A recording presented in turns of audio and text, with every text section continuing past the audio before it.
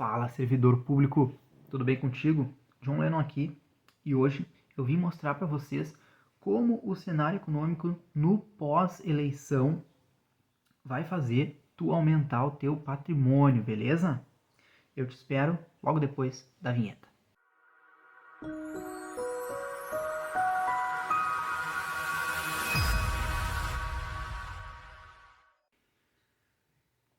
Fala aí, servidor, tranquilo? Cara, se tu tá preocupado em como o pós-eleição com o candidato eleito vai afetar o teu patrimônio nos próximos anos, esse vídeo aqui é para ti, beleza? Mas antes de mais nada, como sempre, eu preciso te pedir, te inscreve aqui no canal, já deixa o like bacana no vídeo, senta o dedo aí no like pra gente aumentar essa divulgação aqui do vídeo. Deixa nos comentários aqui todas as dúvidas que tu tiver sobre o vídeo que eu vou falar agora aqui pra frente. Segue a gente nas redes sociais, @grana sob controle oficial, no Facebook, @grana sob controle. Beleza, galera? E já compartilha com aquele amigo que tá meio louquinho aí financeiramente e que tá preocupado com as eleições que passaram agora no domingo, dia 30 de outubro de 2022. Beleza? Vamos lá então. Então tá, servidor público. Eu preciso avisar vocês, antes de mais nada, que esse vídeo ele vai ser um pouquinho diferente dos outros que tem aqui pelo canal. Não vai ser um vídeo tão centrado em apresentar conhecimento, com tantos cortes. Ele vai apresentar bastante conhecimento, mas ele vai ser mais uma conversa. Esse vídeo eu vou gravar ele num formato de live, galera. Bem mais descontraído, bem mais relaxado, tá? Vocês vão ver que eu vou conversar um pouco mais com vocês, eu vou dialogar, eu vou errar aqui algumas falas, algumas coisas. Eu vou olhar frequentemente aqui para o computador e para vocês, porque eu tô com o computador aqui com um roteirinho, com aqui uma projeção do relatório Focus ali, pré-eleição, para ir conversando com vocês, beleza? Deixa eu até tomar uma aguinha, isso vocês não costumam ver lá no outro formato de vídeo, porque realmente é para aparecer uma live, tá, galera? Eu fiz uma enquete lá no @grana sob controle oficial no Instagram, e os seguidores mais engajados lá votaram que para que esse vídeo aqui não fosse uma live. Eu ia fazer uma live no dia 1º de novembro, ontem, do dia que eu tô gravando aqui. Hoje eu tô gravando no dia 2, numa manhã fria aqui de Novo Hamburgo. Mas esse vídeo deve ir ao ar agora já no dia 5. Vocês devem estar assistindo, ele foi ao ar provavelmente dia 5, tu deve estar assistindo hoje, né? Ou dia 6, ou mais adiante, quando tu estiver assistindo esse vídeo, só pra tu saber. Eu resolvi gravar esse vídeo aqui para trazer realmente o cenário político, no cenário político, econômico e financeiro, obviamente, no pós-eleições. O que é a eleição do candidato Luiz Inácio Lula da Silva, o Lula do PT, vai trazer de melhor, de pior, de diferente em relação à manutenção do atual presidente Jair Messias Bolsonaro em 2023. Beleza, galera? Também preciso deixar claro aqui para vocês, pessoal, que o canal Grana Sob Controle aqui, ele não tem nenhum tipo de viés político. Eu tenho as minhas convicções políticas e filosóficas, eu, John Lennon, mas no canal aqui eu não tenho o objetivo de trazer nenhum tipo de convicção político, financeira sobre esses assuntos, beleza? Aqui eu vou trazer algumas informações e alguns fatos. Qualquer coisa que eu diga errado aqui, qualquer tipo de contestação que vocês queiram contestar, pode deixar aqui no comentário, bem tranquilo, eu vou responder da melhor forma, ou chama lá no @grana sob controle oficial, beleza? Mas o canal ele quer ser isento politicamente de qualquer tipo de partido, de qualquer tipo de ideologia, beleza, pessoal? Realmente eu vou trazer aqui só fatos e as situações que aconteceram e as situações do cenário global do que a economia, como a economia provavelmente vai reagir com essa eleição do candidato Lula, beleza? E por que falar disso é importante, galera? Isso é importante porque o cenário político, como a gente sabe, a gente vive em sociedade, ele é extremamente importante e ele vai permear todas as relações que existem entre as pessoas.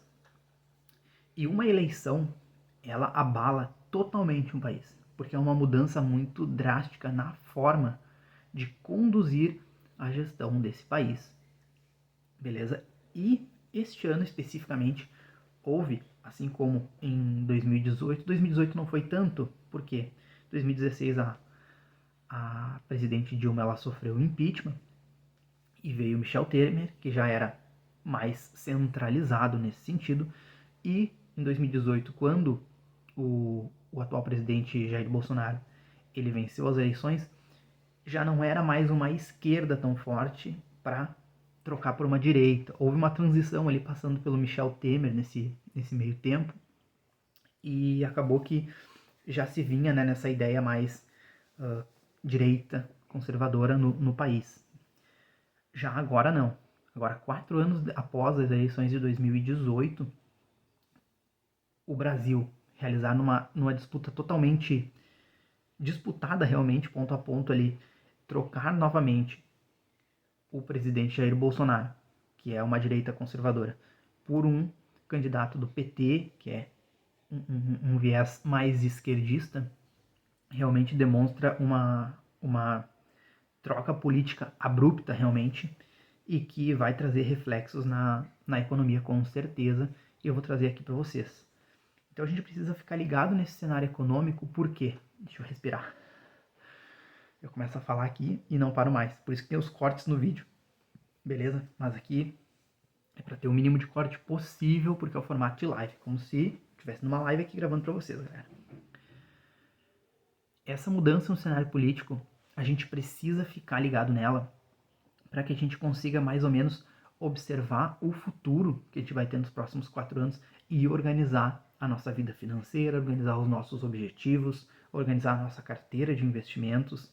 A gente consegue já ter um panorama mais ou menos de como, por exemplo, alguns índices como a inflação, Selic, vão se comportar nos próximos 4 anos. A gente já tinha uma previsão, mas com essa troca de presidente isso muda, pode aumentar ou pode diminuir. Isso tudo eu vou trazer para vocês daqui a pouquinho. E isso a gente consegue já se antever, se antecipar a essas mudanças, tendo ideia de como elas vão acontecer mais ou menos nos próximos 4 anos, beleza? O que mais que eu preciso falar para vocês aqui? Vou olhar para o computador, como eu disse, para ir seguindo o roteiro. Eu preciso trazer para vocês aqui a nossa vantagem que a gente tem hoje. Assim, ó. O mercado econômico, o mercado financeiro, ele é gigante, pessoal. Ele é gigantesco. A gente que tem investimentos ínfimos comparado ao mercado, tem gente que tem aí, tenho certeza que tem servidores que já tem 50 mil, 100 mil guardados aí no banco, guardados aí investidos em diversos tipos de investimento, que já seguem o canal há mais tempo, já seguiram as dicas, já estão fazendo um dinheiro top com o grana sob controle, que já tinham algum valor ali para investir, estão começando a alocar ele de forma um pouquinho mais assertiva. E o pessoal que ainda está começando, que tem pouco recurso, a gente tem essa vantagem de ser pequeno, galera, em relação ao mercado. 100 mil guardado, 1 milhão guardado, 1 milhão investido na conta ali rendendo, a gente ainda é pequeno em relação ao tamanho do mercado financeiro. O que eu quero dizer pequeno? Quero dizer que quando a gente precisa fazer algum tipo de movimentação financeira dentro do mercado, isso não afeta o mercado.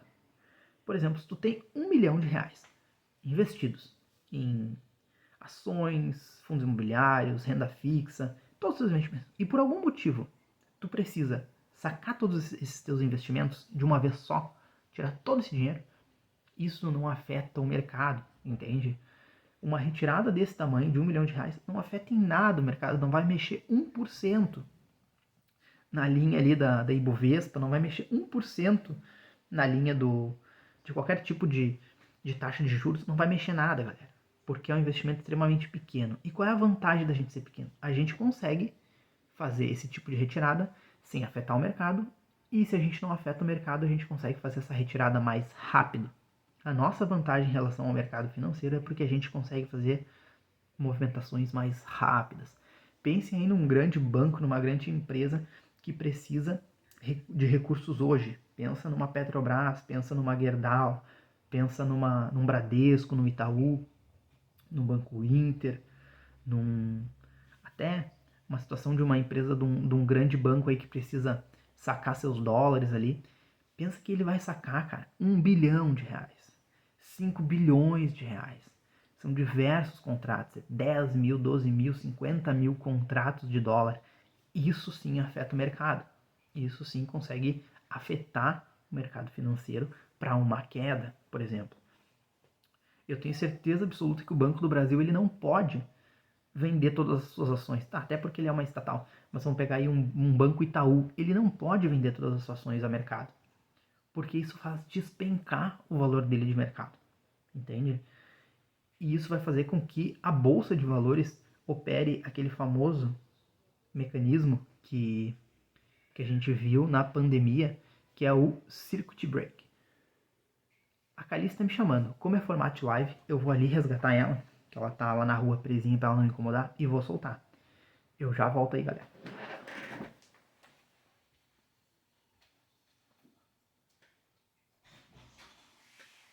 Oi, minha filha. Vem. Mas não incomoda o papai, tá? O papai tá gravando vídeo. Voltei, galera. Já fui ali, soltei ela. Vamos ver se ela não vai incomodar. Ela vai começar a pular por tudo aqui. Vamos ver. Qualquer coisa eu prendo ela de novo lá no pátio dos fundos. O que eu tava falando? Circuit break.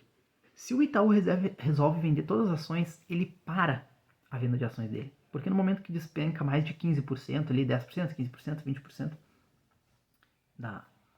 ali tem todo o mecanismo da B3, mas se a queda é muito abrupta, é acionado esse circuit breaker que interrompe as transações. Então eles não conseguem se capitalizar vendendo ações, sacando todo o recurso deles de uma vez só. A gente consegue, pessoal. A gente consegue. Se a gente precisar sacar 1 milhão, a gente saca tudo de uma vez só e não influencia em nada no mercado. Então, sabendo disso, no momento que a gente sabe que, por exemplo, a taxa Selic está para cair algum percentual, né? Ou está para subir, ou que a inflação vai aumentar ou vai diminuir nos próximos dias, ou nos próximos meses, ou nos próximos anos, a gente consegue se antecipar a isso e gerenciar a nossa gestão financeira, beleza? Essa é a nossa vantagem, galera. Olha, a Calice apareceu, ó. Eu vou falar com vocês aqui, deixa eu tomar mais uma aguinha, pra dar uma respirada, tomar uma aguinha.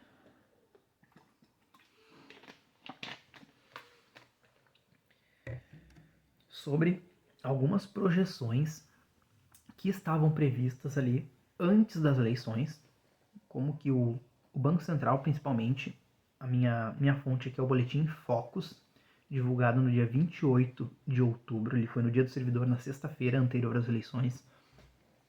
Quais eram as projeções do Banco Central para determinados índices para determinadas situações, tá? E como isso vai refletir agora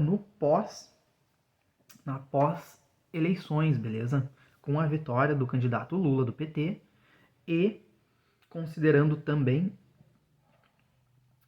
que está havendo essa transição agora de governo, né? Vocês podem ter visto aí nos últimos dias que hoje eu estou gravando dia 2 de novembro, beleza? É o feriado de finados, mas até ontem... Vem cá, minha filha, vem cá um pouquinho. O papai te pega aqui. Vem aparecer na câmera aqui para não incomodar as pessoas, tá? Não incomoda, o papai tá gravando. O que eu vinha dizendo? Vocês puderam observar nos últimos 2 dias, eu carrego ela assim que nem filho mesmo. Nos últimos 2 dias ali, após as eleições do dia 30, no dia 31 e no dia 1º, o atual presidente ele não se manifestou sobre as eleições. E isso acabou causando diversas manifestações aí ao redor do Brasil e diversas situações que a gente não esperava, digamos assim. E, nesse sentido, considerando que toda sexta-feira o Banco Central ele publica esse boletim, que é o Boletim Focus, que é um relatório de mercado, e esse vídeo ele vai ao ar no sábado, dia 5 de novembro, eu já vou deixar aqui embaixo no link tanto o Boletim Focus do dia 28, esse que eu estou me baseando, quanto o link para acessar o Boletim Focus do dia 28 de... 28 não, do dia 4 de novembro, que vai ir ao ar agora 2 dias depois que eu gravar esse vídeo. Tá? Aí vocês podem fazer as correlações, podem verificar se o que eu falei aqui no vídeo está alinhado ou não com o que provavelmente vai acontecer. Beleza? Eu acho que eu vou ter que guardar ela ali de novo. Vem cá, minha filha. Eu vou guardar ela ali e já venho falar com vocês novamente.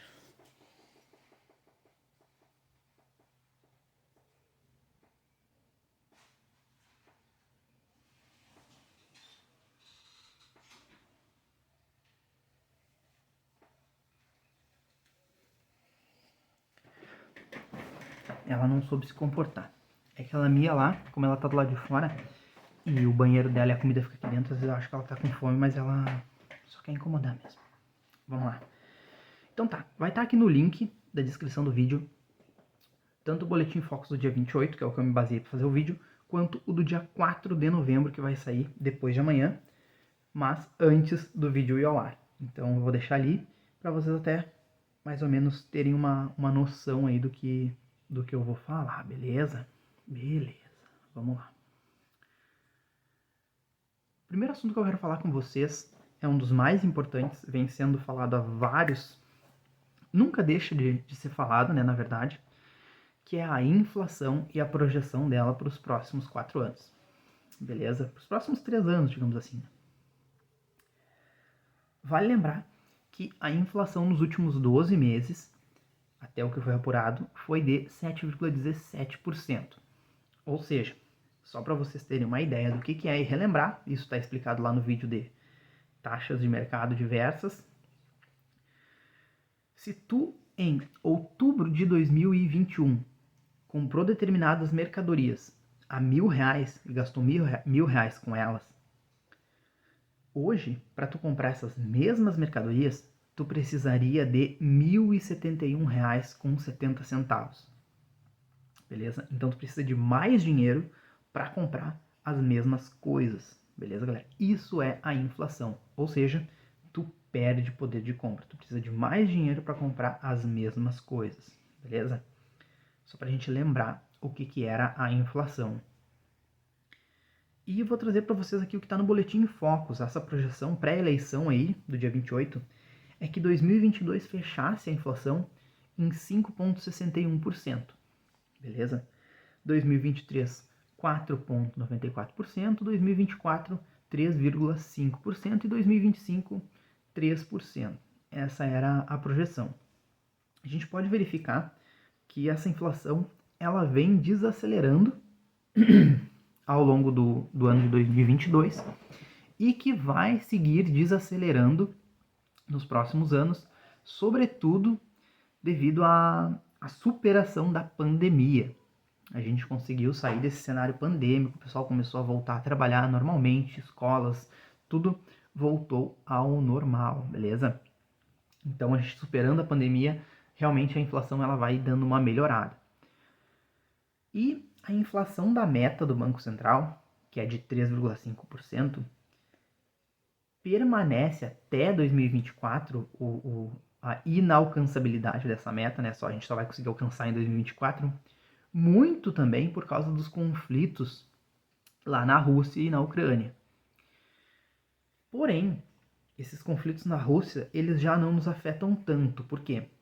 Porque passados mais de 9 meses da guerra, do início da guerra, que começou lá por fevereiro, final de fevereiro, 22, 23, 24, 25, por aí, 26, mais ou menos nessa época aí. Os países que não estão envolvidos assim, diretamente nessa guerra, eles aprenderam a conviver com e a contornar, pelo menos financeiramente, os reflexos dessa guerra.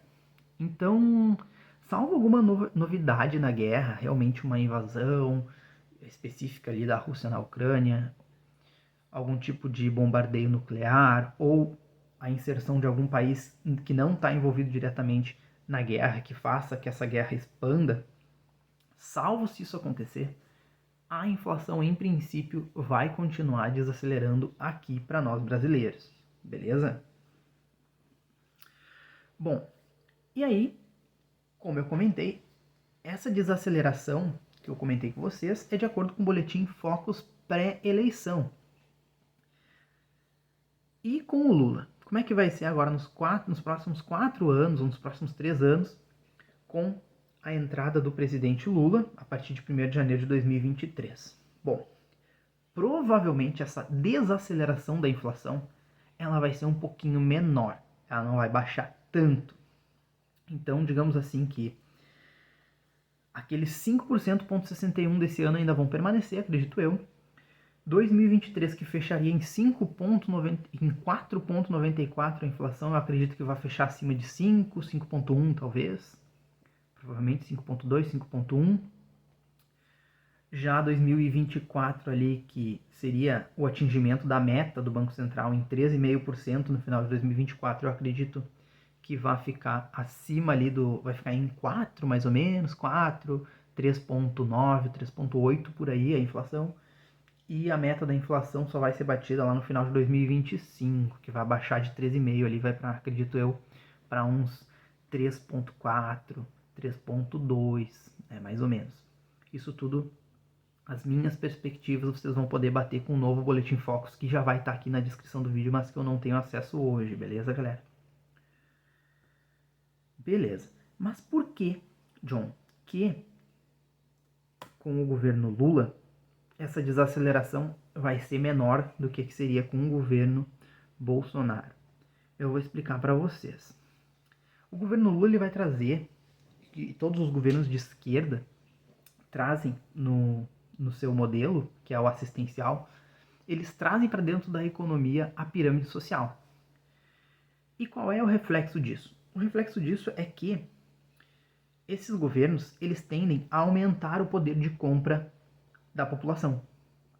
O que inevitavelmente, e pode parecer que um pouco de contradição aqui, acaba aumentando a inflação. Mas como assim, John? Tu acabou de dizer que a inflação ela corrói o nosso poder de compra, e aí agora tu me diz que o governo que vai aumentar o poder de compra da população vai fazer aumentar a inflação. Isso mesmo. Isso mesmo. E eu vou tentar te explicar isso, porque assim, em termos técnicos vai ficar bem difícil de eu explicar, mas eu vou trazer um exemplo para vocês, tá? Eu ia dar um exemplo aqui, mas eu acabei mudando um pouquinho. Digamos, pensa aí que tu tem uma cantina dentro de uma empresa grande, uma Gerdau da vida. Não sei se a Gerdau tem cantina ou não, mas lá, dentro da Gerdau, tem 1.000 funcionários na Gerdau. E tu tem uma cantina que vende lanches, beleza? Tu paga aluguel para a Gerdau para ter essa cantina e vende teus lanches ali, beleza? Tu é o empresário, dono dessa cantina. Digamos que todos os empregados da Gerdau ganharam um aumento de 10% no salário. Beleza? Independente de quanto eles ganham, eles ganharam um aumento de 10%. Qual é a lógica? A lógica é que, no momento que a empresa tem esse custo a mais de dar um aumento de salário de 10% para os empregados, ele vai te cobrar o aluguel da tua cantina dentro da empresa, vai te cobrar um aumento de 10%. Então, tu vai ter um custo de 10% maior. No momento que tu tem esse custo de 10% maior, observando que os empregados daquela empresa ganharam um aumento de salário de 10%, o que tu vai fazer com os teus lanches que tu vende para eles? Vai aumentar 10%. Então vocês entendem que quando as pessoas passam a ganhar um pouco mais, quando elas aumentam o seu poder de compra, naturalmente a inflação também vai acompanhar esse aumento do poder de compra.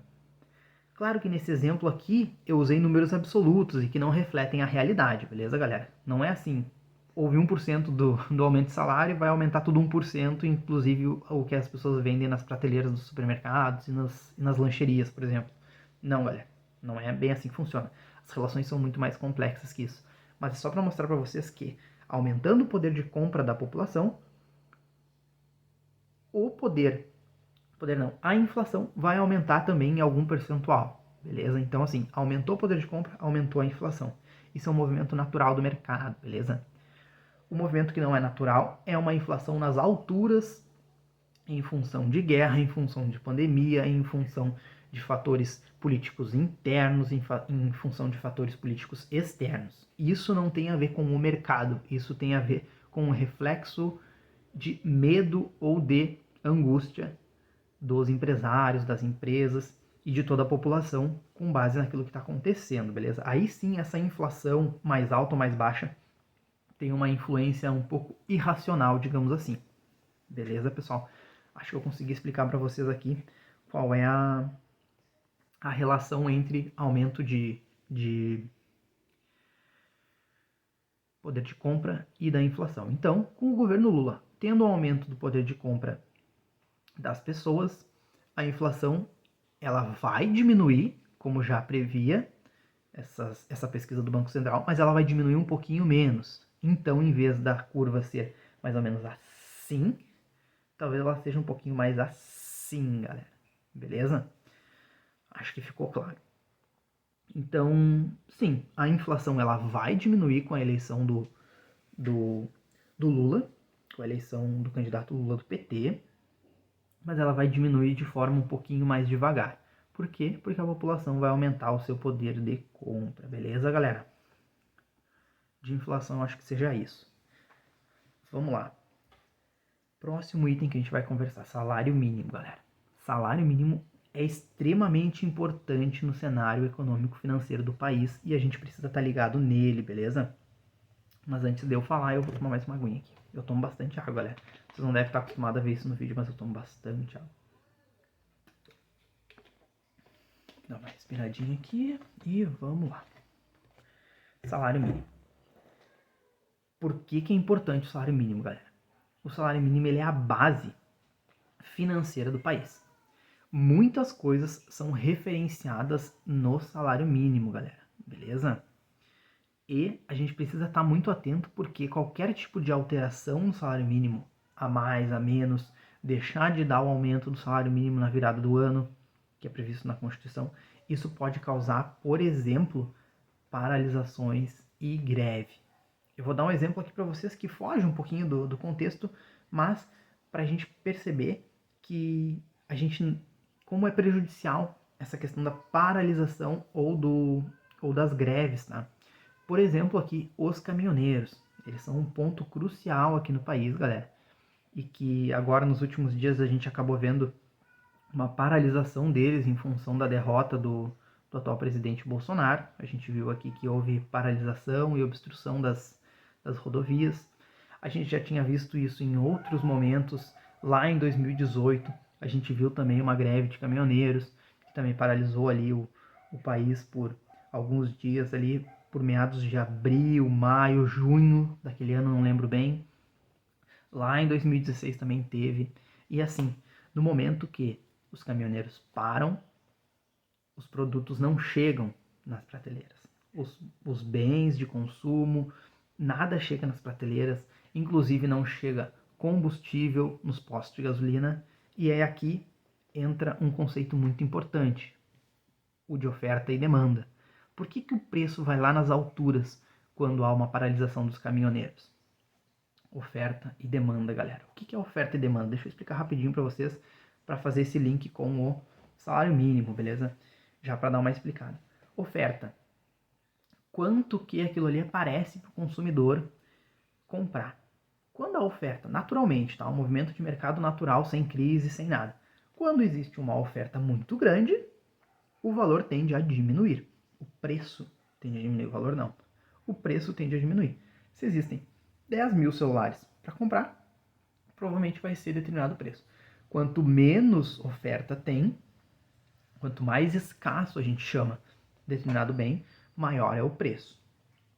Considerando só o movimento natural das coisas, oferta e preço. A demanda também, galera, ele é inverso à oferta.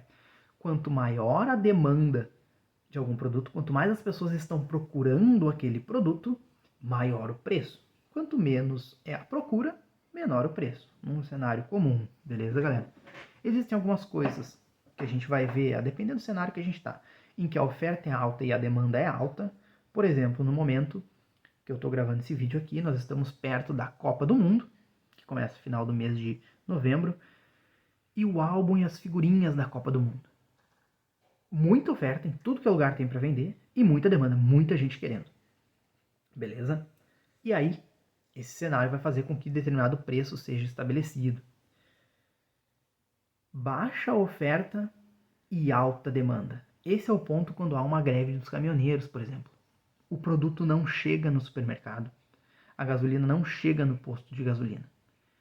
E por outro lado, há um aumento irracional da demanda. As pessoas, sabendo que não vai chegar, o que as pessoas fazem? Pensam em estocar. Estocar comida, arroz, feijão, óleo, estocar papel higiênico, encher os tanques de gasolina e os galões de gasolina. Então, existe uma restrição na oferta, uma queda na oferta, uma escassez de oferta de produtos e uma demanda irracional aumentada. No momento que tu baixa a oferta e aumenta a demanda, uma coisa só pode acontecer: aumento excessivo dos preços das coisas. Beleza, galera? Aí também tem a situação em que o produto tem uma alta oferta e uma baixa demanda, que aí vai baixar o preço, e que o oferta tem uma baixa oferta e uma baixa demanda, que são aqueles bens mais comuns em que o preço vai ser estabelecido. Beleza? Feito esse parênteses aqui de oferta e demanda, então a gente vê que uma das situações mais graves é essa greve de caminhoneiros que existem, que eleva os preços dos bens de consumo, beleza, galera? Então, vamos voltar para o salário mínimo. Isso foi só para explicar a importância do salário mínimo, tá? E já exemplificar isso que vem acontecendo no país. Salário mínimo. Hoje ele está com o valor de R$ 1.212, beleza, galera? No início de setembro, o governo do presidente Jair Bolsonaro enviou uma proposta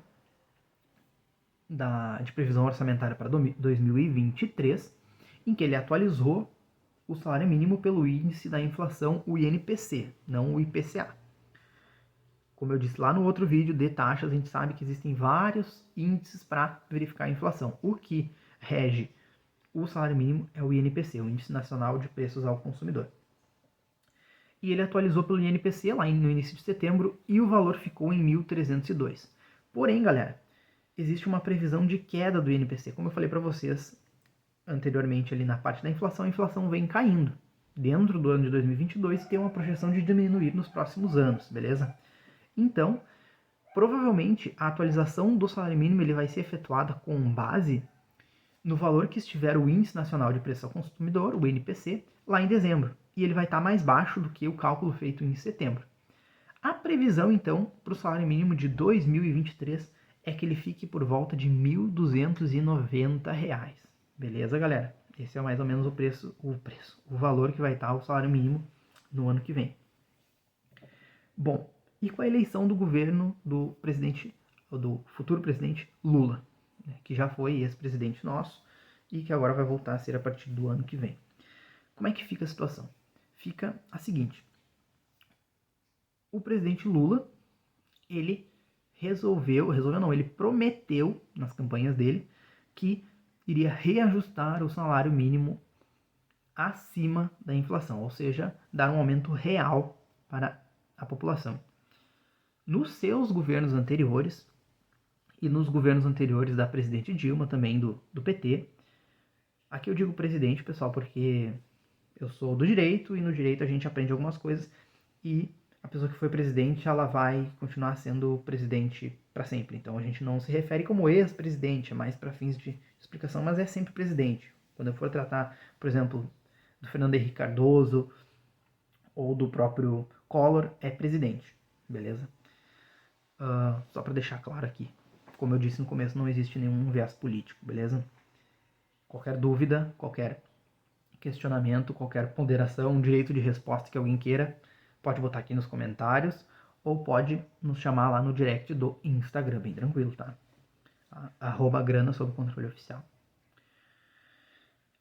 O governo Dilma e o governo Lula, eles reajustavam o salário mínimo da seguinte forma: eles pegavam a inflação do ano anterior e o PIB de 2 anos atrás, se fosse positivo o PIB, né? Se fosse negativo, eles não utilizavam no cálculo. E, em princípio, eu acredito que será mantido esse sistema. Então, lá no final de 2023, quando o Lula, que vai ser o atual presidente da República, for fazer o reajuste do salário mínimo, ele vai pegar a inflação agora de 2022 e vai somar com o PIB de 2021, beleza? Se esse PIB for positivo. Se for negativo, ele desconsidera e aí dá um aumento apenas no valor da inflação, beleza? E com isso, eu realmente acredito que, se mantido esse sistema, e eu realmente acho que vai ser mantido, isso vai permitir com que o brasileiro... Olha, gravar ao vivo, e nesse estilo ao vivo é isso, a gente erra, pessoal. Tá? A gente é ser humano como qualquer um. Vamos lá. Respira e fala. Acredito que mantido esse sistema que ele manteve e a presidente Dilma manteve também, vai poder haver um aumento no poder de compra dos brasileiros. E esse poder de compra aumentando de forma real, acima da inflação, a gente percebe que ele vai subindo assim, enquanto a inflação ela vem descendo assim. Em algum momento no futuro, a ideia é que haja um cruzamento entre o aumento do salário mínimo e a queda da inflação. Beleza, galera? Então, esse é o ponto importante e crucial do salário mínimo para a gente. A gente precisa ficar de olho nisso para que a gente possa nos planejar para o futuro. Beleza, galera? Um assunto bem importante aí que não afeta, muito difícil afetar o servidor diretamente, salvo se houver alguém que receba, né? É o Auxílio Brasil, tá? Eu, particularmente, não conheço nenhum servidor público que receba Auxílio Brasil, mas eu conheço pessoas da minha convivência que o recebem, tá? Muito importante a gente tratar, até porque isso influencia no poder de compra das pessoas também, e o poder de compra das pessoas é muito importante porque ele consegue regular a inflação, consegue injetar dinheiro na economia, porque a população precisa circular esse dinheiro para que a economia cresça, galera. Então a pessoa precisa ter dinheiro no bolso e precisa conseguir gastar esse dinheiro de forma adequada, beleza? A Kelly está chorando bastante. Eu acho que eu vou ter que fazer um corte aqui no vídeo porque eu preciso resolver essa situação com ela. Então, vamos ver se eu não vou... Eu acho que eu vou ter que dar um corte aqui, galera. Beleza? Então, segura aí que vai ser um dos poucos cortes do vídeo. Então tá, galera. Voltei aqui. Então, dei um Whiskas ali, um Whiskas sachê. Não tô sendo patrocinado, o Whiskas me patrocina aí, né? Que a Calice tá sempre nos vídeos aí. Dei um Whiskas pra ela, acho que ela vai se acalmar um pouquinho ali. Vamos ver, vamos seguir. Eu tava falando do Auxílio Brasil. Particularmente, não conheço nenhum servidor público que receba Auxílio Brasil, acho até que nem pode. Porque se é servidor público, provavelmente o menor salário que ele recebe é um salário mínimo e provavelmente não vai ter direito ao Auxílio Brasil, tá? Essa é a minha lógica, eu não fui pesquisar a fundo. Mas conheço pessoas que o recebem. Atualmente, ele está no valor de R$600. Ele já tem uma previsão legislativa que esse aumento ele era temporário e a partir de 1º de janeiro de 2023 ele volta para o valor de R$400.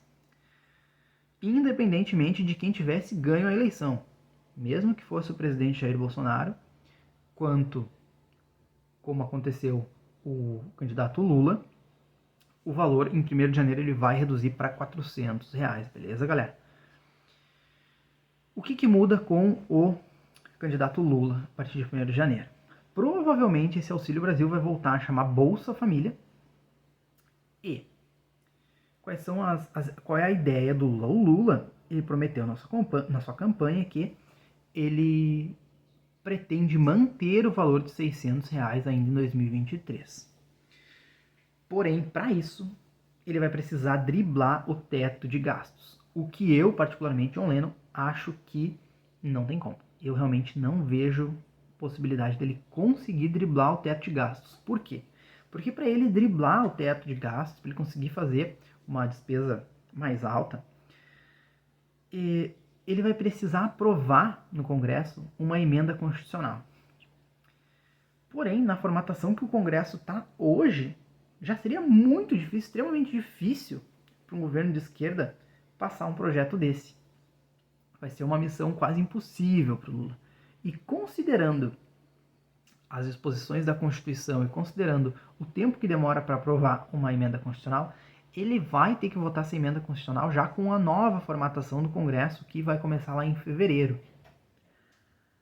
Porque tem o recesso agora de janeiro, né? Então, eles só vão, de dezembro, janeiro e fevereiro ali, que pega mais ou menos esses meses, ele só vai conseguir aprovar isso no novo formato do Congresso, em que tem uma maioria considerável de deputados federais e senadores eleitos da direita, da filosofia e da ideologia mais à direita. Então, o presidente Lula, ano que vem, vai enfrentar bastante dificuldade para aprovar projetos no Congresso Nacional. E essa emenda constitucional para superar o teto de gastos é uma delas. Então, eu realmente acho muito difícil. Outra alternativa que ele pode fazer seria algum tipo de ajustes nos repasses de valor das emendas de relator, que é o famoso e polêmico orçamento secreto. Eu não vou entrar aqui em questões políticas, mas algum tipo de ajuste nesses repasses de emendas de relator seria possível realizar uma como é que eu vou dizer, destinação dos recursos para a manutenção do Auxílio Brasil, que provavelmente vai passar a chamar de novo Bolsa Família. O que eu também acho extremamente improvável, porque, como eu disse, a maioria do Congresso hoje e na nova formatação vai ser de partidos à direita, partidos da oposição do futuro governo Lula, beleza? Eu, particularmente, torço para que seja possível, de alguma forma legal, lícita e responsavelmente de forma fiscal, né? Que seja responsável fiscalmente, digamos assim, seja possível dar continuidade nesse auxílio no valor de R$600, pelo menos até final de 2023. Porque, como vocês observaram, o desemprego, a fome, a inflação, eles assolaram o Brasil aí nos últimos anos por diversos fatores internos, fatores internacionais, a pandemia, né, fatores pandêmicos. Então, eu realmente, particularmente, me solidarizo e realmente gostaria que fosse mantido esses R$600. Porém, eu realmente acho pouquíssimo provável que com a formatação política que vai existir a partir ali de 1º de fevereiro e a partir de 1º de janeiro e 2 de fevereiro, acho pouquíssimo provável que Lula consiga manter esses R$600 de Auxílio Brasil, Bolsa Família. Acredito que vai voltar para os R$400. Beleza? Vamos seguir então. Outro ponto extremamente importante da gente conversar aqui, e agora a gente já passou aqui de 45 minutos de vídeo, pelos meus cálculos, pode ter tido algum cortezinho aí ou outro do meu sócio e editor Igor Camargo. No final do vídeo vocês têm visto ali a página dele ali. Se não houve nenhum corte, nós já passamos de 45 minutos e, pô, olha que conversa bacana, cara. Olha que conversa servidor, que tu tá tendo. É muito aqui no Sul, né? Pra quem não é do Sul. Que conversa legal, conversa bacana que a gente tá tendo aqui sobre o cenário econômico-financeiro nessa circunstância de pós-eleição. Eu tô dando pra ti aqui os índices e as projeções mais importantes que vão influenciar no aumento do teu patrimônio, na manutenção do crescimento exponencial desse teu patrimônio. Nas questões futuras que a gente vai tratar aqui nesse canal, eu já estou te dando os primeiros passos, já estou te dando o primeiro panorama dos próximos anos aí, de como a economia vai funcionar, beleza, galera? Então, como sempre, pô, não esquece de deixar o like no vídeo aí, não esquece de curtir, né, o vídeo, de sentar o dedo no like aí, metralhar esse like aí pra gente conseguir crescer o canal. Te inscreve no canal se tu não é inscrito, servidor público. Se tu não é servidor, te inscreve também, que tem dicas aqui para quem não é servidor. Compartilha esse vídeo, galera, com o máximo de pessoas possível. Esse cenário que se apresenta hoje é muito importante, é muito delicado. O cenário econômico, financeiro e o cenário político que vai se impor no Brasil, que já se impôs agora desde o dia 30 de outubro, que vai realmente refletir de forma muito mais forte e contundente a partir do dia 1º de janeiro. É importante que o servidor tenha esse conhecimento aqui econômico-financeiro para blindar a carteira de investimentos e as finanças. Então compartilha com o máximo de servidores possível, com o máximo de pessoas possível, porque esse vídeo aqui ele é muito multidisciplinar, ele é dinâmico, ele vai conversar sobre vários assuntos, né, além das finanças. Mas o foco é a blindagem financeira, galera. Então, te inscreve também lá no Grana Sob Controle Oficial no Instagram e no Grana Sob Controle lá no Facebook. Segue lá, te inscreve. Também lá tem uns posts bem legais, tá? Mais resumidos. Vamos seguir aqui. Taxa Selic. Porra, é uma das taxas mais importantes do mercado financeiro, galera. Como eu já falei para vocês lá nos outros vídeos, no outro vídeo de taxas lá, expliquei, né? É a taxa básica de juros do país. E pelas projeções do Banco Central no Boletim Focus do dia 28, pré-eleição, iria se manter em 13,75% até o final do ano, 2023 baixaria para 11,25% e em 2024 chegaria a 8%, beleza? Um cenário bom para a renda fixa, 8% lá em 2024, né, com essa queda, para os mais conservadores.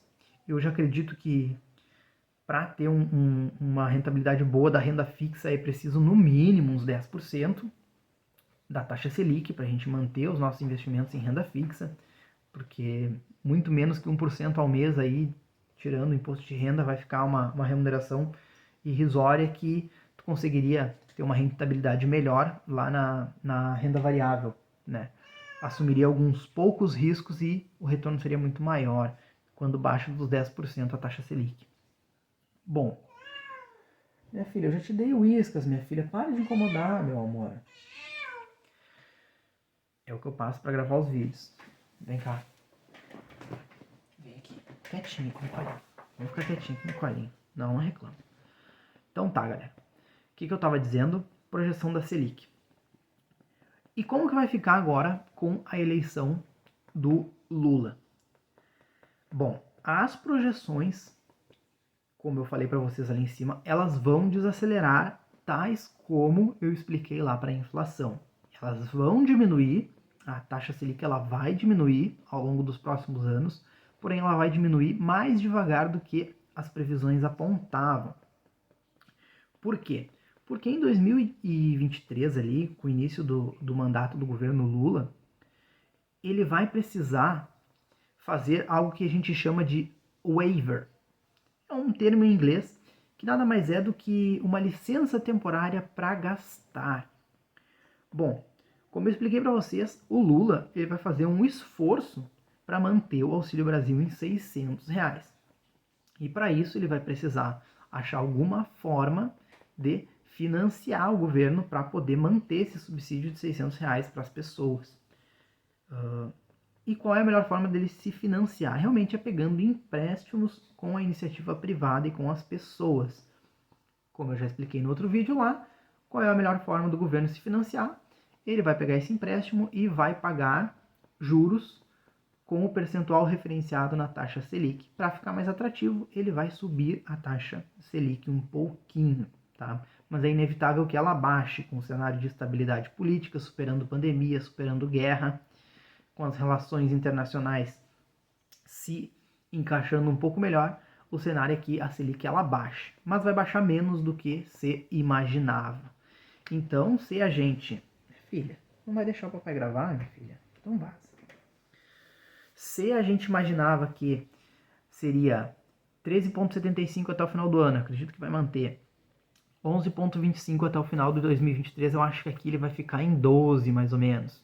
Porque eu acho que começo de 2023 é capaz de o governo ter que aumentar um pouco a taxa Selic até 14 ou 14,25, tá? No começo de 2023, para financiar essa questão do Auxílio Brasil.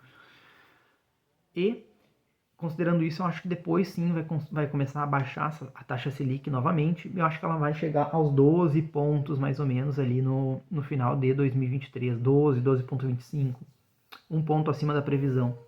E lá em 2024 eu acho que ela vai chegar a 10, 9,5 mais ou menos, 9,75, 9,5 no final de 2024.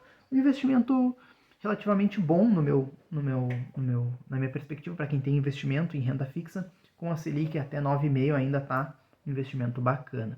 Baixando disso, provavelmente a partir de 2025 a gente provavelmente será uma boa oportunidade para a gente migrar os nossos investimentos para a renda variável. O bom é que até lá tu vai ter adquirido muito conhecimento com o canal Grana Sob Controle e vai estar em condições adequadas para fazer essa migração aí, se expor um pouquinho mais ao risco da renda variável.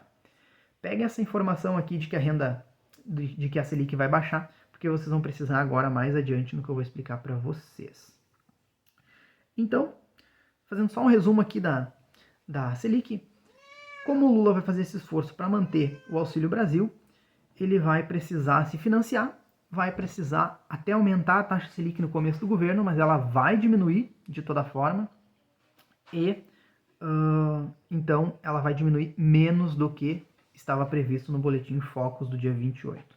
E a Calice, ela tá ali buscando estragar as coisas. Eu vou só dar mais um cortezinho no vídeo aqui. Eu peço desculpa pra vocês, mas é que eu preciso fazer com que ela não rasgue a minha cortina. Beleza? Só um pouquinho.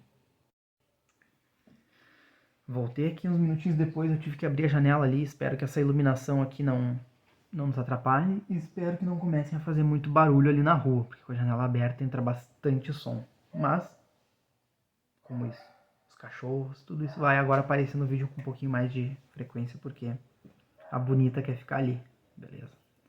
Mas é isso, ou ela rasgar toda a minha cortina, ficar berrando aqui e não deixar eu gravar o vídeo. Vamos seguir. Pegaram a informação de que a Selic tem a projeção de diminuir, apesar que vai diminuir menos do que diminuiria se mantivesse o governo do presidente Jair Bolsonaro, ela vai diminuir menos com o governo Lula. Mas é muito importante essa informação para o assunto que a gente vai falar agora, que é Bolsa de Valores, galera. Bolsa de Valores, extremamente importante, galera. Os economistas, eles estavam muito apreensivos com a Bolsa de Valores. Realmente havia uma expectativa de que ela fosse baixar, caso o presidente Lula ele vencesse as eleições agora do dia 30. Porém, essa apreensão deles não se concretizou. Por quê? Porque a Ibovespa, que é o índice da Bolsa de Valores de São Paulo, que pega ali mais ou menos umas 65 ações, se eu não me engano, na última verificação que eu fiz de 61 empresas, e ela reflete ali mais ou menos as maiores empresas da Bolsa de Valores, é como o crescimento do país está havendo no mercado financeiro, então ela reflete isso. A Ibovespa, ela teve duas altas, pessoal, duas altas. No dia 31, que se esperava uma queda da Bolsa de Valores, ela teve uma alta de... eu não me lembro o percentual aqui, mas eu posso pesquisar aqui rapidinho para vocês.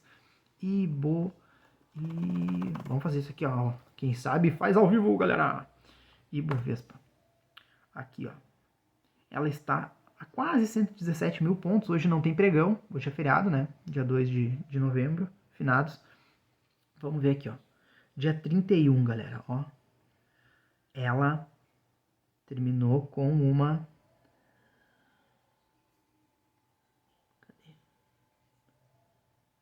Dia 31.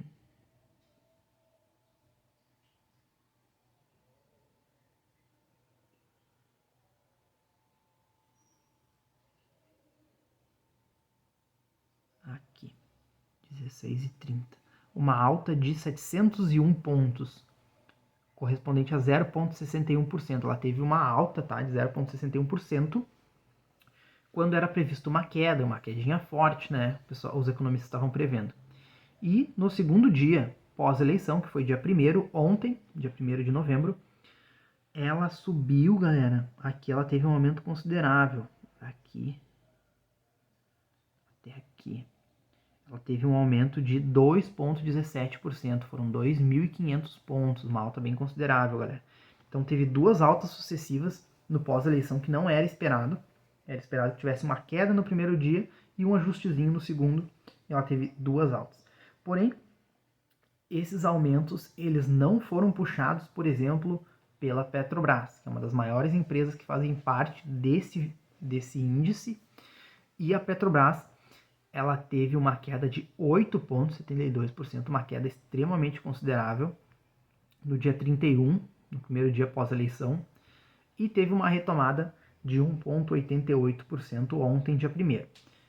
Provavelmente os economistas eles estavam esperando que todas as empresas dentro do Ibovespa tivessem mais ou menos essa reação que a Petrobras teve. Porém, ela foi uma das únicas que teve essa previsão concretizada de uma queda no primeiro dia e um ajuste no segundo dia. As outras empresas acabaram segurando e mantendo o aumento da Bolsa de Valores. Beleza, mas e como a Bolsa de Valores vai reagir agora nos próximos dias e nos próximos meses?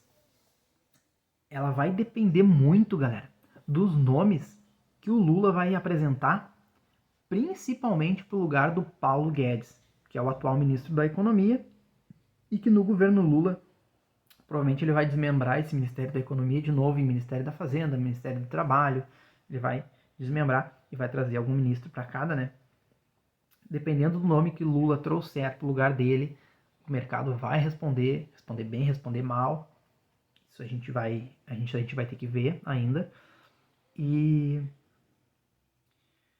Mas a previsão é que, apesar dessas movimentações, apesar do nome que o Lula trouxer para o Ministério da Economia, Ministério da Fazenda, as previsões é que até final de 2023 a Ibovespa supere a casa dos 130 mil pontos, galera. Beleza? Hoje ela está, que nem eu disse, em mais ou menos 117, para ser mais exato, 116.928,66 foi o fechamento do pregão do dia 31, do dia 1º, ontem. E assim, os mais conservadores, galera, eles arriscam dizer que vai fechar 2023 ali entre 130 e 140 mil, 135, 140 mil. Os otimistas ponderados, como eu, acreditamos, né, que vai ficar algo em torno de 140 e 145 mil a Ibovespa final de 2023, galera. Os mais otimistas, eles realmente acreditam que chega até os 150 mil ao final de 2023. Lembrando aqui que não é recomendação de investimento, nem recomendação de compra, isso é uma constatação, galera. E por que a gente constata esse tipo de situação? Porque, como eu falei para vocês, galera, o cenário econômico de finanças e investimentos normalmente se divide em renda fixa e renda variável. Renda fixa, Selic, renda variável, o mercado de ações, e a Ibovespa reflete bastante isso. No momento, no cenário de mais estabilidade política, em que a Selic baixa, a crise do país está mais controlada, o cenário da renda variável tende a crescer. E isso é refletido no índice da Bolsa de Valores, que é a Ibovespa. Então, se a gente pensar que a Selic ela vai diminuir, com base nas políticas do governo Lula, e que já eram previstas, né? Vai diminuir um pouco menos do que se previa, mas vai diminuir, a Ibovespa ela vai subir. Então, isso sustenta essa nossa convicção de que a Bolsa de Valores ela vai subir. Mas não é recomendação de investimento. Para tu aprender a investir, tu vai ter que fazer todo um estudo e acompanhar os conteúdos aqui do canal Grana Sob Controle. E em qualquer dúvida, tu pode me chamar, que eu vou conversar com vocês. Mas nenhuma das nossas recomendações aqui, ela substitui completamente o auxílio de um profissional, de um corretor, ou de tu conversar com o teu banco, com o teu aplicativo, com a tua corretora, para entender melhor o teu perfil de investimento e como tu deve investir. Beleza, galera? Vamos investir consciente, tá? Vamos seguir aqui. E o vídeo já tá com 1 hora, galera. Já tá mais ou menos próximo a 1 hora. É que no meu aqui, como eu tô gravando, deve estar 1 hora. Vamos lá. Eu acho que eu vou falar de um último item aqui que é extremamente importante, daí eu vou encerrar, tá, galera? Tá bastante aqui. Se fosse fazer uma live, eu já ia estar encerrando por aqui, então. E realmente é o último item que eu ia falar aqui de acordo com o meu roteiro, tá? Deixa eu tossir mais uma vez e tomar uma aguinha. Vamos lá.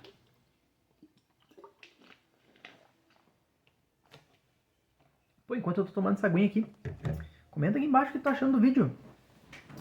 O que tu tá achando desse formato aqui? Mais uma conversa, uma conversa como se fosse uma live, galera. Me diz, se tu curtir, se a gente tiver bastante curtido aqui no vídeo, e se tu comentar aqui que tu achou esse formato legal, que te atraiu, que tu achou mais dinâmico, eu vou começar, eu vou pensar ali e bolar uma estratégia da gente fazer uma live frequentemente. Daí a gente fecha um conteúdinho em 1 hora aí, a gente fala sobre assuntos diversos, sobre economia, finanças, gestão financeira, mindset, a gente pode conversar sobre livros, sobre várias coisas aí que vão te ajudar a aumentar o teu patrimônio. Mas comenta aqui e senta o like no vídeo. Se for o vídeo que tem mais like no canal, aí eu vou começar a implementar essas lives aí. Beleza, galera? Se vocês gostarem aqui de me ver errando, brigando com a Calice, comenta aí que a gente vai seguir. respiramos, já demos essa pausinha aí de conhecimento, de assunto mega importante. Vamos voltar então, olha. É o último assunto agora que a gente vai tratar. Não poderíamos deixar de conversar sobre dólar, o mercado cambial brasileiro. Esse mercado, muito se ouve falar nos noticiários praticamente todos os dias de quanto está o dólar e dessa relação com o real brasileiro. O dólar ele é extremamente importante por diversos fatores. A maioria dos contratos que os países fazem entre eles é em dólar. Então ele é uma moeda mais forte do mundo até o momento.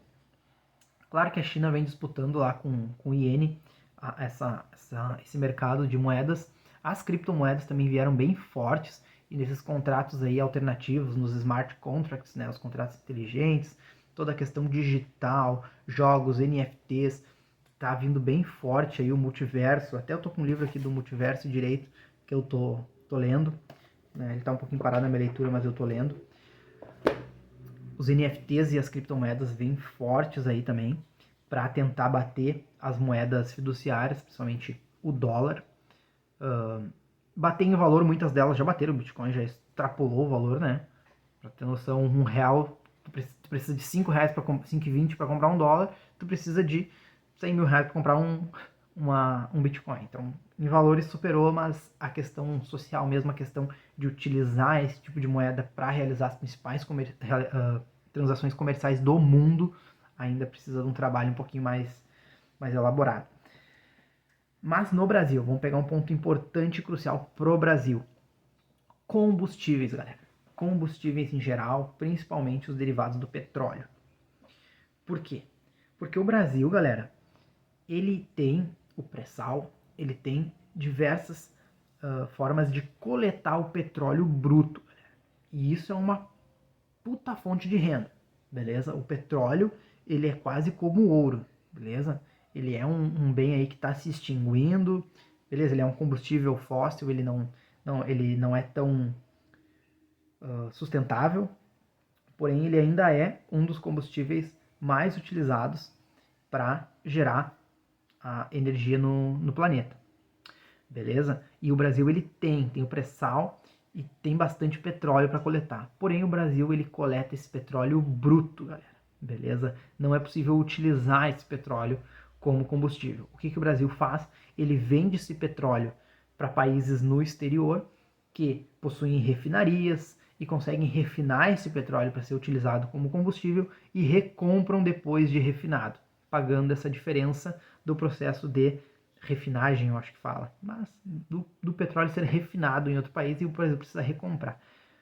Vai ter uma diferença por barril de petróleo, não lembro, até eu já vi isso, já pesquisei há um tempo atrás, mas hoje eu não lembro qual é a diferença do barril de petróleo bruto para o barril de petróleo refinado. Deixa eu ver se eu acho isso, eu acho que eu não vou achar. Preço, barril, petróleo bruto. Aqui, ó. Quem sabe faz ao vivo, galera. R$ 484,99, mas não disse é o petróleo bruto. Petróleo bruto. Não sei. Não sei. Petróleo refinado. Bruto versus refinado. Não sei dizer, galera. Não consegui achar aqui. Não sei dizer. Mas existe essa diferença, tá, galera? Então, e essa diferença desses contratos, ela é em dólar, galera. Beleza? Então, digamos aqui, vou chutar, tá? Qualquer número. O Brasil, ele exporta a R$100 o barril, a $100 o Brasil, o petróleo bruto do Brasil. Tá? Sai do Brasil e o Brasil cobra $100 o barril. Depois de refinado, ele tem que pagar $150 esse barril refinado. Essa diferença de $50, para quem trabalha em dólar, são $50, beleza? Para quem o país a qual a moeda é dólar, não faz tanta diferença. Agora, para o Brasil, que trabalha em reais, esses $50, eles representam muito mais que isso. Eles representam R$ 2.500 por barril de petróleo a mais. Então realmente é uma diferença muito importante a refinaria. É por isso que os governantes hoje, e até a Dilma sem sucesso lá no governo dela, tentaram criar refinarias de petróleo brasileira, comprar refinarias para conseguir a situação da Dilma lá na refinaria de Passadina, que infelizmente ocorreu diversas situações aí, até possível corrupção, né, com contratos do Odebrecht e coisas assim, né. Então não vem ao caso aqui falar de política, mas como eu disse, o Brasil ele não consegue refinar o petróleo que ele extrai. Então ele acaba pagando, e ele paga em dólar para importar o petróleo refinado. Então aqui a importância do controle cambial, de manter o dólar baixo, ou no caso de manter o real uma moeda forte frente ao dólar. Beleza, galera? Essa é a importância do dólar pra gente. Vamos pros dados que eu peguei do relatório Focus, galera. Que lembrando, tá aqui na descrição do vídeo. Provavelmente tá na descrição do vídeo também o relatório Focus pós-eleição ali do dia 4 de novembro, que vai sair daqui 2 dias. Atualmente, a projeção pré-eleição era que o dólar fechasse 2022 a R$ 5,20, R$ 5,20. Deveria permanecer assim todo 2023, fechar 2023 a R$ 5,20, vindo a cair para 5,10 em 2024 e tendo uma subida de valor ali no final de 2025 a 5,15. Essa diferença, assim, diferentemente da inflação, que a expectativa é que ela baixe com as políticas, a Selic é que ela baixe com as políticas, o PIB que ele aumente com as políticas, que é a melhor das opções, assim, que a gente tenta. O dólar não... Calice, tá me atrapalhando, minha filha. Eu vou lá guardar ela de novo. Vamos lá, minha filha. Dá um oi pra câmera aqui e diz pra eles que tu tá incomodando o papaizinho. Eu vou te levar lá pra fora. Vamos lá.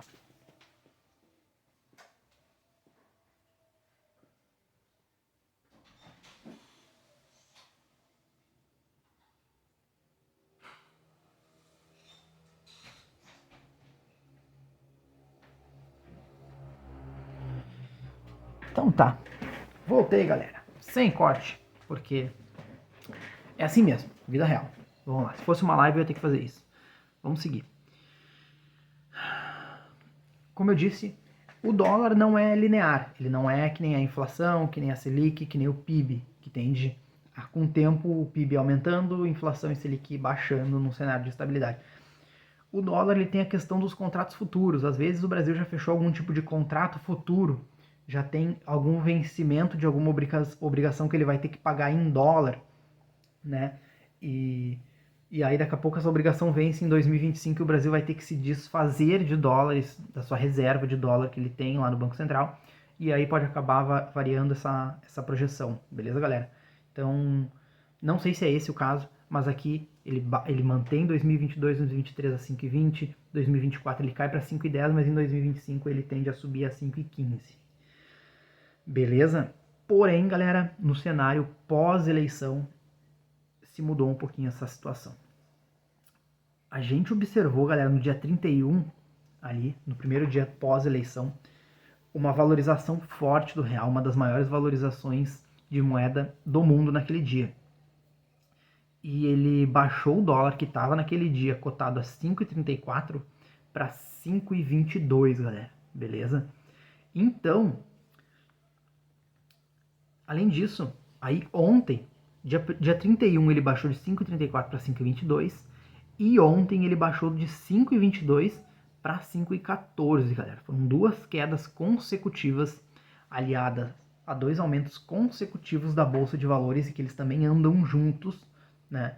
Uma alta na Bolsa de Valores e uma queda e uma alta na moeda do real, baixando o dólar. Isso mostra um reflexo positivo da economia brasileira.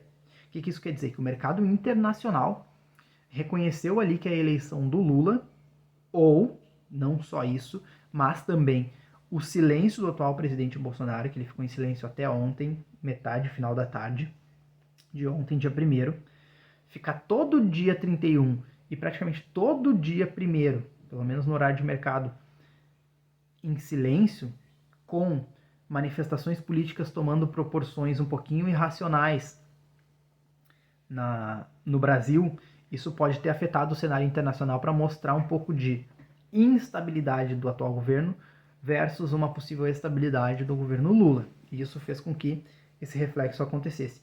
Não estou afirmando aqui que o governo Lula é melhor do que o governo Bolsonaro, galera. Isenção total nesse momento aqui no canal. Eu tenho minhas convicções pessoais, como eu falei, mas eu não trago aqui para o canal. Estou mostrando como o cenário internacional reagiu aos últimos eventos dos últimos dias. Beleza? Então, como eu disse, o dólar ainda ele vai variar bastante. Porque a política cambial do governo de esquerda, do governo Lula, com o próximo ministro que ele vai colocar na Fazenda ou na Economia, vai ser muito diferente da política cambial do Paulo Guedes, o atual ministro da Economia do governo Bolsonaro, beleza? Muito relacionado com as reservas em dólar que eu falei, a quantidade de reserva em dólar feitas por um governo e feitas por outro são diferentes, os percentuais, a política cambial ela é diferente. Além desses contratos a vencer nos próximos anos, que podem ser renegociados, podem ser adiantados, podem ser trocados, e a dívida externa do país com o Fundo Monetário Internacional, tudo isso vai influenciar a política cambial, tá? A valorização ou desvalorização do real frente ao dólar, beleza, galera? Servidor público, então, vamos lá. Deixa eu pegar meu roteiro aqui que eu me perdi, tá aqui. Além disso, galera, como eu disse aqui para vocês, já comecei a iniciar, é visível um reflexo otimista internacional com a vitória do Lula. Claro que esse reflexo pareceu maior, refletido na Ibovespa e no dólar, em função do silêncio do atual presidente Bolsonaro. Ainda mais que agora, nos últimos dias, alguns países eles já se pronunciaram que vão retomar algumas relações internacionais que estavam suspensas, vão retomar com o Brasil essas relações internacionais. Tudo isso influenciou na variação cambial do dólar. Eu realmente acredito que as previsões do Banco Central vão se alterar bastante nos próximos meses, galera. Desde que, claro, né, não havendo nenhum tipo de pressão sobre as estatais por parte do governo Lula, nem nenhum tipo de regulação das mídias, como prenuncia e prenunciava na sua candidatura ali na sua campanha o atual presidente Jair Bolsonaro. Ele diz que o Lula ele vai regular as mídias, vai tentar fazer algum tipo de regulação, vai fazer pressão sobre as estatais.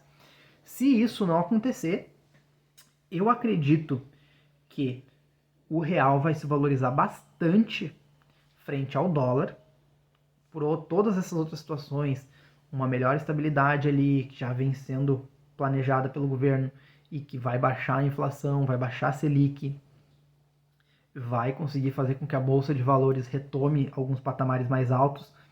Se não houver nenhuma situação externa, como a guerra na Rússia piorar, como o governo do presidente Lula, eleito agora, regule e faça pressão nas mídias e nas estatais, eu acredito que o dólar vai baixar das casas dos R$5 até o final de 2023, galera. Essa é uma projeção minha, tá? Com os meus conhecimentos econômicos, com os meus conhecimentos financeiros, eu acredito realmente que o valor vai baixar dos R$5 até 2023, se não houver nenhum tipo de situação excepcional, galera. Beleza? Bom, como eu disse, né? Agora já indo para finalizar, o cenário já apresentava, o cenário financeiro, né? Já apresentava uma melhora econômico-financeira, o cenário do país, né? Tendo em vista essa superação da pandemia que a gente, né? Com todos os parabéns a quem merece e todas as críticas também a quem merece, a gente conseguiu superar a pandemia. Realmente agora a gente está indo para um final de pandemia aí triste após a morte de mais de 680 mil brasileiros, mas que a gente conseguiu superar, como a gente sempre supera, o brasileiro sempre supera diversas adversidades.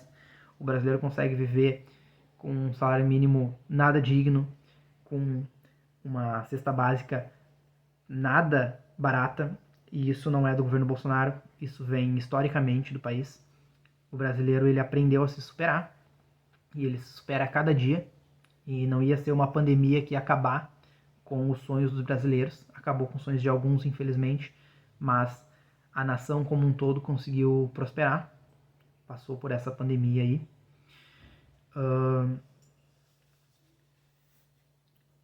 E o que eu vim dizendo, até me emocionei um pouco aqui, mas tranquilo. Superando a pandemia, com essa previsibilidade da guerra lá na Ucrânia e as perspectivas de futuro que já vinham sendo analisadas nos últimos meses, nos últimos anos, sobretudo após o encaminhamento desse segundo turno em que disputaram Jair Messias Bolsonaro e Luiz Inácio Lula da Silva, o país já esperava esses dois no segundo turno. Tudo isso faz com que haja uma melhora e uma estabilidade no cenário econômico-financeiro. Porém, não posso deixar de manifestar aqui que, com base em toda essa análise que eu fiz, de todos os indicadores, a gente pode esperar sim uma melhora mais acelerada com a vitória de Lula na situação financeira das pessoas que têm uma renda de até 20 salários mínimos. Eu estou usando aqui um valor que eu fiz alguns cálculos básicos aqui, não vem ao caso a gente adentrar, né, nessas minúcias, mas eu acredito que quem ganha até 20 salários mínimos no país, que aqui já começa uma classe alta, né, se a gente for pensar em classe baixa, classe média e classe alta, 20 salários mínimos já é um início de classe alta, claro que não é um super salário, não é um super milionário, nem nada disso, mas já é uma classe bem alta dentro da escala econômica do país. Eu acredito que pessoas até essa situação vão ter alguma melhora acelerada em relação ao governo Bolsonaro, se ele tivesse ganho.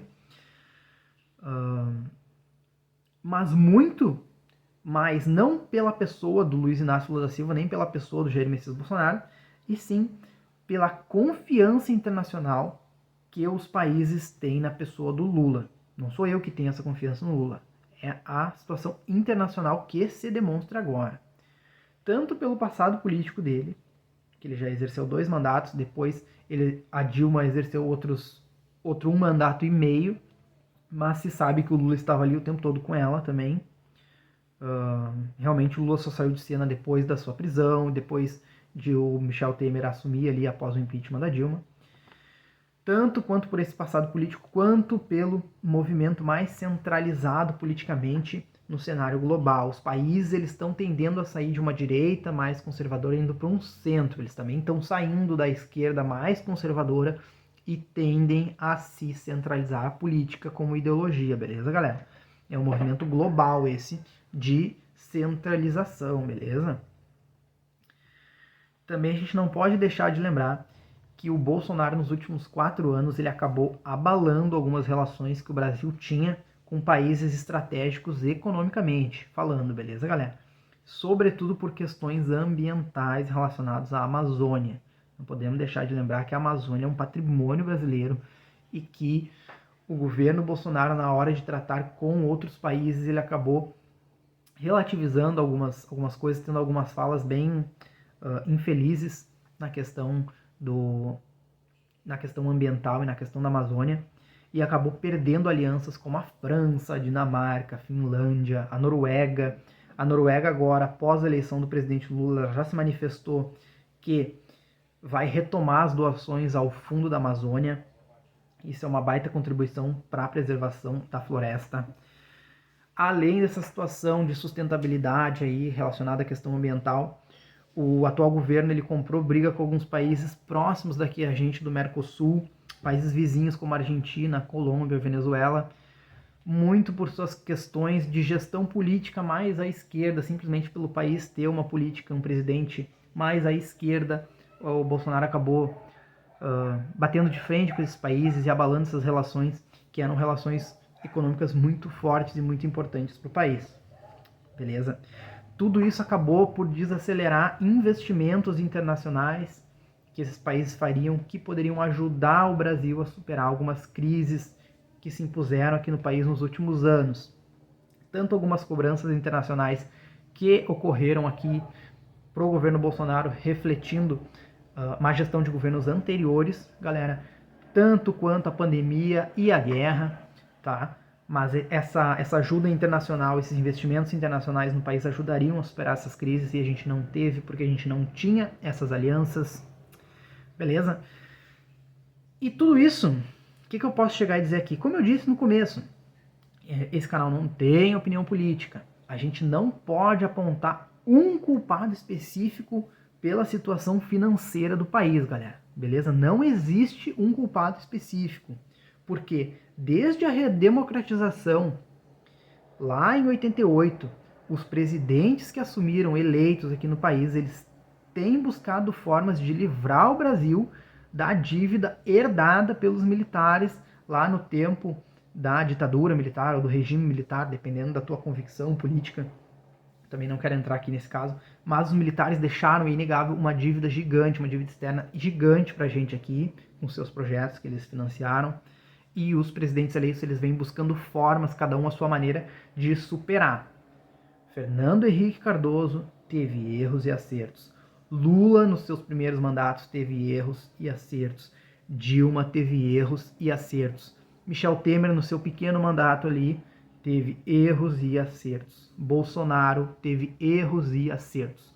Lula, nos próximos 4 anos, eu tenho certeza absoluta e inegável que ele terá erros e acertos na gestão econômico-financeira do país. Beleza, galera? Como eu disse, esse canal não tem o objetivo de trazer opiniões políticas aqui. Eu vim trazer a realidade dos fatos e como a economia vai se portar daqui adiante. E o principal objetivo desse vídeo para ti, servidor, que eu trouxe hoje, é tentar te blindar mental e emocionalmente. Tentar blindar, fazer essa blindagem mental e emocional em pessoas comuns, como eu, como tu, como a tua família, servidores públicos, até empregados da iniciativa privada também. Esse vídeo vai servir bastante, porque eu trato de bastante coisas. Para que a gente, pessoas comuns, que não tenham uma renda gigante, que a gente consiga perseverar financeiramente daqui para frente. Para que a gente consiga perseverar, se a gente já vem tendo uma boa gestão de finanças, apesar das crises, apesar dos governos. Então, galera, eu trago isso para que a gente visualize com bons olhos o futuro do país, para que a gente consiga visualizar qual é o cenário econômico que vai se apresentar adiante, para que a gente consiga traçar uma estratégia melhor de gestão financeira, de investimentos, para que a gente consiga aumentar o nosso patrimônio, exponencializar esse patrimônio com estratégias de qualidade, beleza?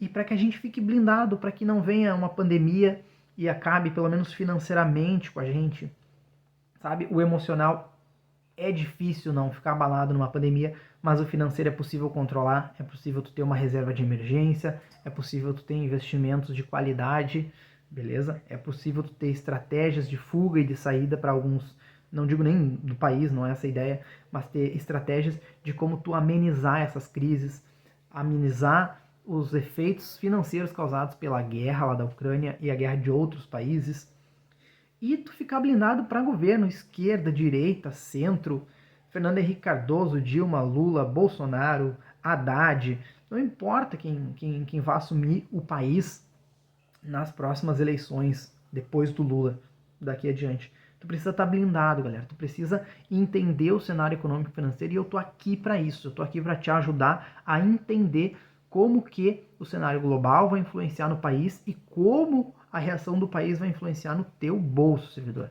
Beleza? Eu tô aqui para isso, então, pra gente se blindar e pra gente conseguir perseverar financeiramente. Beleza? Pô, já estamos com mais de 1h25 pelos meus cálculos de vídeo. Eu não posso ficar mais grato por vocês terem me acompanhado até aqui.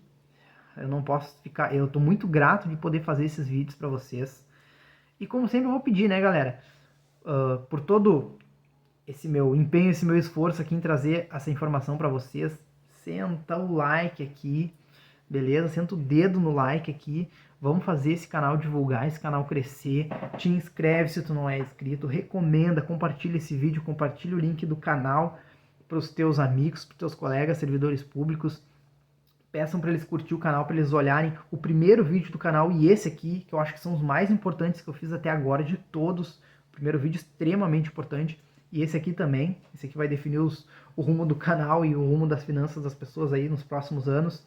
Extremamente importante. Então, te inscreve, curte, compartilha, recomenda para que a gente consiga chegar aí a muito mais pessoas. Deixa aqui nos comentários o que tu achou desse vídeo, se esse formato ficou legal, se tu acha que tá muito longo esse vídeo, mas é que é para ser um bate-papo, uma live. Seria melhor se estivesse numa live, vocês poderiam estar fazendo perguntas e eu estar respondendo ao vivo aqui para vocês. Mas como meus seguidores mais engajados lá do Instagram votaram na enquete que preferiam o vídeo para sábado, acredito que por questões aí de trabalho, por questões pessoais deles, então eu atendi a esse pedido aí. Então tá aqui, tá gravado o vídeo sobre como que o cenário financeiro, o cenário econômico do país vai refletir no aumento do teu patrimônio, galera. Ele, sabendo mapear ele, conhecendo ele, não vai influenciar tanto e pode até te ajudar a aumentar o teu patrimônio, independente de quem ganhou a eleição, independente de quem tivesse ganhado. Se o Bolsonaro tivesse ganho a eleição, esse vídeo aqui provavelmente seria, com as suas adaptações, o mesmo, com as projeções e com o conhecimento que tu precisa para continuar ganhando dinheiro, independente de quem esteja na presidência da República. Beleza, galera? Muito obrigado a todos por terem me acompanhado até aqui. Eu desejo um ótimo final de semana para quem está vendo aqui no primeiro dia de vídeo, uma ótima semana para quem está olhando mais adiante, um bom dia, uma boa tarde e uma boa noite a todos. Até mais. Um beijão.